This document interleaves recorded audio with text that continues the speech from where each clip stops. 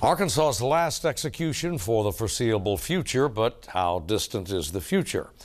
Sine die, then a special Medicaid on the agenda, another billion-dollar purchase, and the cost of record unemployment. And how much for Arkansas and at what cost to a campaign promise? Arkansas Week next. Local broadcast of Arkansas Week is made possible in part by the award-winning Arkansas Democrat-Gazette, Arkansas's largest major newspaper, bringing you local, national, and international news since 1819. By the Arkansas Times, keeping you informed by covering people, events, and politics in Arkansas. By FM 89, KUAR in Little Rock, with in-depth news reporting, analysis, and discussion each weekday.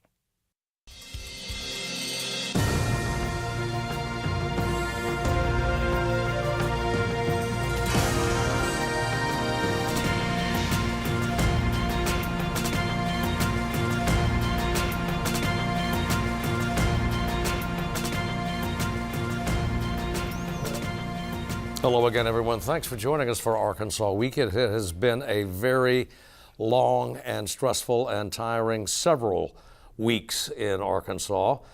Last night at the Cummins unit of the Arkansas Department of Correction was put to death the last, almost certainly the last of the 8 inmates who were scheduled to die earlier this year. And that in itself is not an end, although it may be in one sense, but it may be a beginning as well. We'll try to sort it all out in the next half hour. Wesley Brown joins us from Talk Business and Politics. Jacob Kaufman, KUAR Public Radio in Central Arkansas. Lance Turner, reporter, editor, columnist with Arkansas Business, and thanks to everybody for coming in. Wes, the question is certainly Mr. Williams. Kenneth Williams was the last of the 4 to have been executed over the last 2 weeks. 8 were scheduled originally to die amid all this blizzard of litigation. Right. The big question may be, what now? I think after last night, as you stated, there of the 8 executions that were scheduled, there were 4 that received stays or clemencies, and then you had the 4 with the end of Mr. Williams last night that were executed. And I think the next step is to look the expiration of midazolam is the drug that's used in the 3-drug protocol expires on Sunday, April 30th. And the question is, as you said, what next? What will the state do? Will it continue? It's going to be very difficult for the state of Arkansas to get the drugs that are needed to do the lethal injections, not only in Arkansas, but other states. Oklahoma put out a report, a commission that did a report this past week that said they're going to put a moratorium on the death penalty until they figure out how to deal with this 3-drug protocol. And one of the recommendations out of their report, and it may be one of the things that Arkansas, I'm hearing some whispering of this, going to a 1-drug protocol. Obviously, I don't think you can go back to the electric chair or other. We'll see. Yeah, but I think that's the next step, that discussion. But also, after last night, there were some convulsions with Kenneth Williams, and there's going to be some questions going forward about that. And even one of the attorneys is calling for an investigation. Governor Hutchins has been resolute. His spokesman, J.R. Davis, said that that's not going to take place. But I'm sure as we go forward, you're going to hear some more calls for that. Yeah, the investigation may not be an official investigation, but there will be all manner, as you note, of private sector inquiries. And reporters. You mentioned the possibility of finding alternatives, whether that be a 1-drug lethal injection solution instead of 3. And if the state does go that way, it's kind of interesting because the governor says the current process is flawless. So if he switches, it's not because he thinks there's any problem with the sedative midazolam that's controversial and has had lots of litigation. It's not because of what may or may not have happened during executions. It's because of access to drugs. How do you get the 1 drug? Well, I guess we saw the means the state got the 3 other drugs. At least each pharmaceutical company or a medical company tied to all 3 objects to how they were obtained. Yeah, and you know, we have a state law on the books now that still says that these drug companies can conceal where they got the drugs from, the identity of the company. So I still think that's an issue that as we move forward, even if you have a one drug protocol, reporters are going to go try to find out what that one drug is, and sooner or later that information is going to come out. The company is going to be revealed. I don't care if you try to seal it under 20 seals. That information will eventually get out. Either through press inquiries, which is possible, but if not, almost certainly through litigation, which is how a great deal of the information we do happen to know came out. Right. Was when the inmates' attorneys launched their appeals in federal court. Lance. Well, I think secrecy is there's a lot of problems a lot of people would identify with this entire process. But I think secrecy is the one that sort of cuts both ways and the problems that it can create. I mean, I would argue that if you do it in the most transparent way possible, when you get to these legal challenges, you don't have problems because you haven't had to conceal how you get the drug. It's all out in the open. And so, it would argue, it seems to me, for the most transparent process as possible. I mean, you've got the state of Arkansas killing someone, and that is how our process works, and that's what it is. But if you're going to do it, let's do it in the open so that everyone is aware of what happened, and we do it in the most open and honest way that we can. And one of the other things about the drug companies that are manufacturing these drugs, they're also trying to conceal it from their shareholders. You're seeing the SEC filings that are taking place now, where they're saying we don't want this information in our annual reports. Pfizer has did that. Mylan McKesson was the drug company that produces midazolam. So I agree with you. That issue of transparency is something that if you tell the truth and you're open about it, then you don't have issues that come up later on when something is revealed. These things are going to get challenged anyway, but it's like you can take at least maybe one issue off the table. Right, I would think. Definitely. Well, and the reason why these challenges were so problematic this time is because of that drug expiring May 1st. If you had a 2-year-long drug supply, then the court battles could play out in a totally different manner. Right. But the pace of these executions, originally 8 and 11 days, is why this primarily got international attention originally. And the governor has said that, yes, the drug will expire, so that's why we have to kill him this time period. But he also said that was his preference, to do as many as possible, and these were ones whose court dates were closer to it. So in the future, if they do get another drug supply, the governor has said that he has preferred a quicker schedule to so-called clear a backlog of death row inmates. That doesn't mean he's going to do that going forward. There's all sorts of new realities to consider now. Yeah, and there's about doesn't mean that he won't either. Right. Yes, and there's about 30 people that are on death row in Arkansas. One of the interesting things that one of the families, the member of one of the victims' family, he said, he was, when one of the men was executed, he said, I'm glad, but it shouldn't take 22 years for something like this to get done. And I think that either you do it, or if we're going to be I think the issue some people believe, if we're going to be a death penalty state, then do it expeditiously, do it in a way that's, as Lance said, transparent, but as we are, it created so much controversy, so much attention that it's going to continue. Well, some of these guys, it seems like you've had 20 years to make your defense. They haven't had the same lawyers their entire time they're at death row. Some of these people, Harvard Innocence Project have pointed out, their attorneys were drunk, a prosecutor and a judge were having an affair with each other. So there's all sorts of issues with this, but the governor would say it was a flawless judicial system.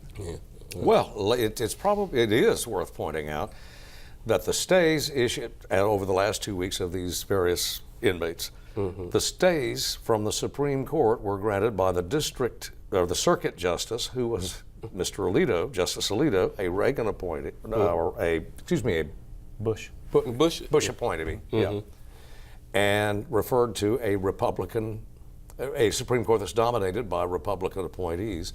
And in the case last night, eventually four were lifted. But last night, it was Justice Alito and his Republican court that postponed Mr. Williams, occasioned the postponement of Mr. Williams' execution by 3 hours. Yeah, and we've seen this process from the first one on April 17th. I've been down there each time at 4 o'clock. And these Never. And they keep rolling on. We're thinking it may happen at 7. It's not one that has started at 7. I haven't, after this process, I've never left Cummins prison unit before midnight. So this judicial system, if it's flawless, then well. Yeah, well, but on the other hand, all but 2 of these guys said they were guilty. Right. So that's also something to consider. Yeah. And they executed one man who said he was innocent. Yeah. So. One final question on this. How much, I would imagine, but let's hear from you guys, how much pressure is there in the General Assembly to keep this process moving? Whether that be a change in protocol, change in method of execution, it's substantial. It's hard to say. I mean, in a way, it went forward for a lot of these people. So the current system did deliver on some of what they hoped to have happened. There's a special session coming up. There's no indication that there'll be any form of alternative execution procedure put forward. Majority of Arkansans before this clearly support capital punishment, even perhaps this particular schedule and lethal injection. So we don't know what the fallout will be for this, how Arkansans are going to interpret everything that happened. But there's a desire, it seems like, to continue capital punishment in Arkansas pretty clearly. Yeah, I think you're going to see, I think just as the governor has been resolute in moving forward, I think you're going to see a Republican-dominated legislature back him, support him, and even there may be some bills in the session that kind of speak to this issue. You never know, but I do think there will be some legislation that kind of provide that support for the governor and the administration. Segue to the session. What we know one thing very certainly that will be in that session, and that's Medicaid. Mm-hmm. That's right. Yeah, this is more tweaks to the Arkansas Works program, the hybrid Medicaid expansion plan that's been brought on by the Affordable Care Act, Obamacare. The Republican legislature and the Republican governor are still dealing with making the changes they want to see happen. They've now got a Republican Congress and a Republican president who are willing to grant all the waivers probably that we're going to ask for. And mainly that's going to center on more work requirements for recipients under this program and also limiting the amount of people who can be in the program. Currently, Arkansas Works you're eligible for the program if you're up to 138% of the poverty level. They want to ratchet that down to 100% and then move that population either into programs to receive federal subsidies or, fingers crossed, get them on some employer plans as well. And so they're going to be doing all kinds of things around those ideas to make that happen in this special session that we expect will begin sometime next week. Mm-hmm. And a lot of these things are a long time coming. These goals have been bandied about in the legislature for years. The governor has tried to do... Here and in other states as well, too. Yeah. He's tried to do, I guess under the Obama administration, they would approve different types of waivers for the state. So in the past, the governor has added a workforce training requirement that required people on the program to be referred to certain training services. So they're trying to make sure you actually go to it. So these are goals that he's been building on for a while. Yeah, and I think it's going to be pretty quick. What in terms of what takes place, I think some of us thought that something would come up during the legislative session, but it didn't. And so now. But I think... I guess one of the lessons of this is, all of this could change so dramatically depending on what happens in Congress, but maybe the legislature has decided it's been 100 days, maybe we know we're not supposed to count on certain things happening. Yeah. Well, I mean, you've got a sympathetic White House, certainly, a sympathetic Congress, but Senate anyway. The House is in a bit of turmoil, and we've got a debt ceiling vote. We're taping it mid-morning Friday, per usual, and at midnight tonight, government runs out of spending. The consensus, I think, is we'll cut a deal. Yeah. This is we're kind of getting used to this. I think since 1995, this has happened every time, and something that will get done. The government will continue to move at its glacial pace in getting things done. As you mentioned, there is some speculation that the Affordable Care Act repeal will come back up in Congress in a few weeks, but that seemed to fizzle as we speak, as we're talking right now. So, right. Well, I was at a town hall meeting in Little Rock a couple weeks ago with Senator Tom Cotton and Representative French Hill, and they brought up health care several times. And we have two people on stage. Senator Cotton was opposed to the first health care bill. French Hill was sympathetic toward it.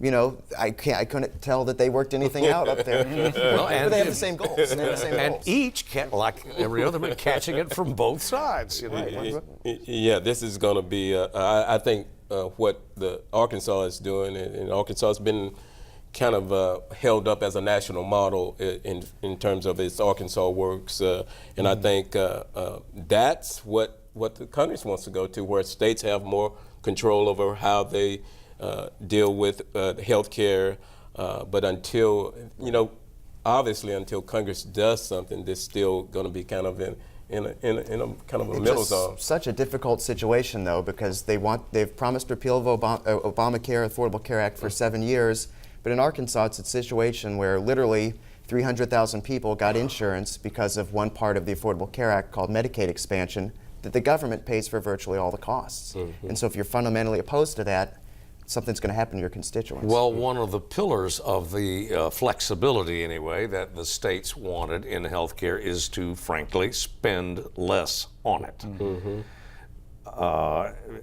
It looks like they may get the okay from D.C. on that, but that's still a pretty snug budget going into a new fiscal year, Wes? Yeah, for the Hutchinson administration. Yeah, I mean, I think we're probably in about a week we're going to hear where we are in terms of our revenue picture, and then and I'm hearing some rumors there may be a shortfall. So then there's going to be even tougher calls in terms of the budget process. Seems like we point this out every few months. The budget is uneasy at a time when unemployment levels in the state are at record lows. So the state's economy in some ways performing better than it has in a long time, but still there are these budget issues. So just imagine what it'd be like if there was an economic downturn. Yeah. Well, I mean, the state's unemployment rate is what, I think 0.9% lower than the US national. average, Yeah, than the U.S. average. Yeah.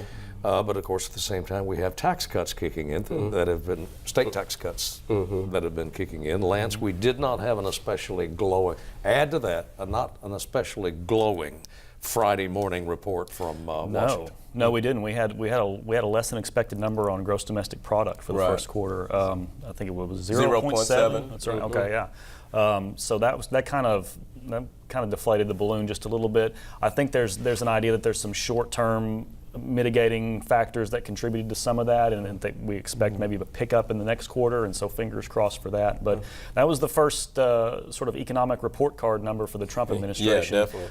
And I've not seen his reaction to that just yet. But I'm sure there are tremendous things to come for the economy, and so everything will be okay. But it just speaks to sort of the unevenness of this recovery that we've talked about for years now. Literally, it's just been the oddest, slowest recovery, and there's more of that. I think, Steve, you referred to as stagflation, just kind of a moderate pace of growth. You may get one quarter out of the year where, wow, it's coming back, but then it gets back into this just kind of slow rolling economy. I think we're going to deal with that for a period of time until some of these things that the Trump administration is pushing gets through legislatively, not through executive order, but through the legislative process. And I don't see that happening. It's proven to be a tall order so far. Well, here's our next segue, and that's into Mr. Trump's tax plan. It was pretty simple, almost fit on a postcard. That's right. Well, yeah, in fact,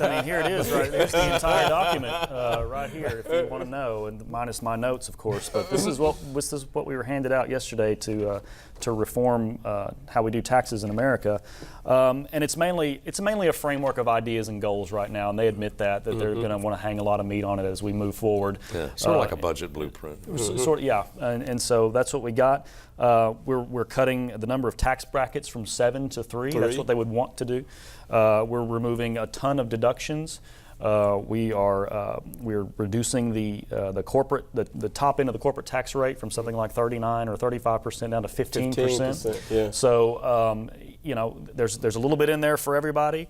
The number that everyone's going to be watching, though, is what it costs the government in revenue over the next decade or so. And some early estimates on that, and again, we have nowhere near the detail we need, but it could mean $6 trillion to the government's coffers. The low is $2 trillion. Right. So, the question becomes, what do you do? Do you stop spending? Well, you've got a Trump administration that says it wants to do all kinds of spending on infrastructure. So what are we going to do there? Does that mean interest rates, start hiking, or what happens to all that alchemy? It raises a lot of questions, and we don't have a lot of answers yet. Yeah, and I think some of the with this plan is then it would create this avalanche of new money of money that's now being taxes that are overseas coming back into the nation. It's not trickle down, but it's similar. That we're going to see this broad growth that the private investors, the billionaires, the very rich are going to reinvest, put all this money back into the economy, and then it will create this overflow of prosperity in the United States economy. Well, if it's not trickle down, it's the first cousin.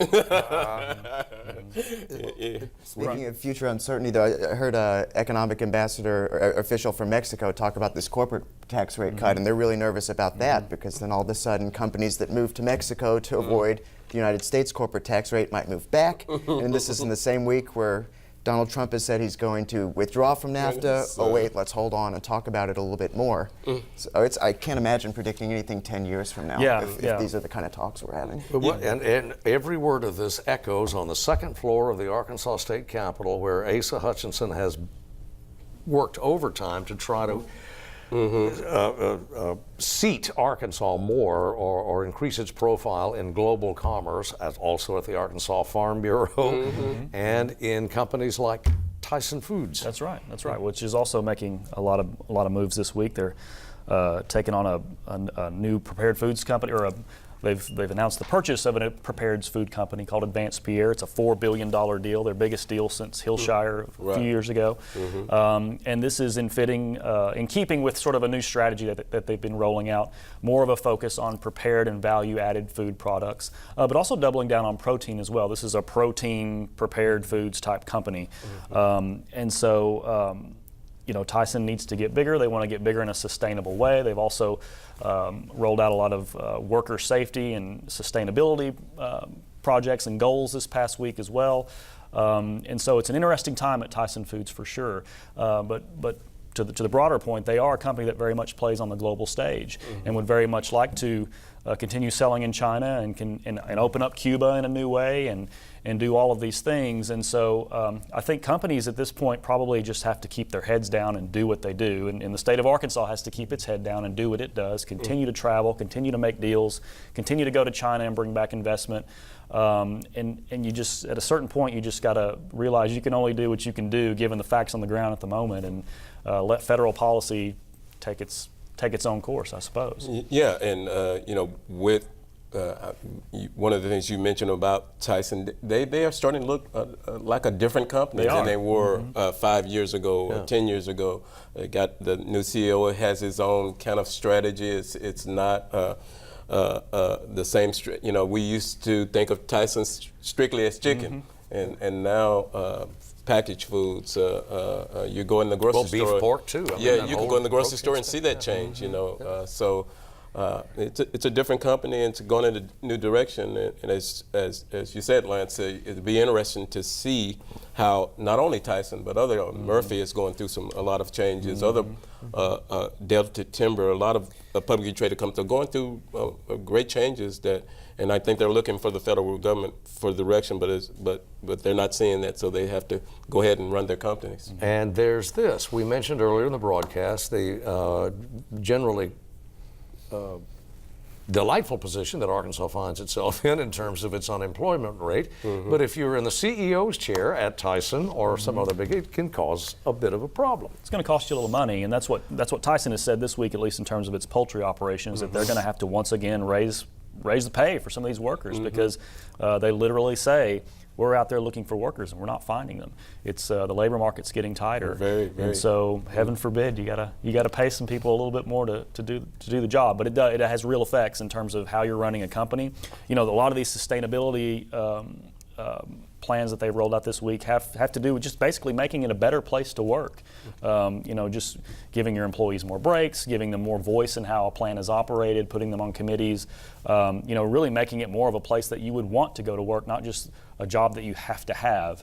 And so that's, you know, it's good for the American worker to a degree because they're a little in the driver's seat. And you guys had a story this week, Darrell Bassett, who's head of the workforce department. He said those same things about finding skilled workers in Arkansas. That's the challenge. And keeping them. Yeah, I mean, and turnover is every CEO's nightmare, personnel. Yeah, and it's going to be, the governor has rolled out plans. You saw some legislation to try to target this area, but that's going to be a big issue for the state of Arkansas going forward as this pressure on the unemployment rate, if it keeps going down. Pressure's on us from the clock. We got to go. Guys, thanks to you for coming in. As always, thanks to you for watching.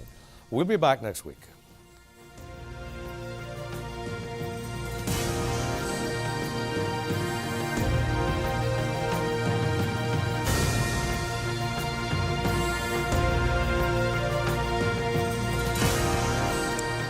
Local broadcast of Arkansas Week is made possible in part by the award-winning Arkansas Democrat-Gazette, Arkansas's largest major newspaper, bringing you local, national, and international news since 1819. By the Arkansas Times, keeping you informed by covering people, events, and politics in Arkansas. By FM 89, KUAR in Little Rock, with in-depth news reporting, analysis, and discussion each weekday.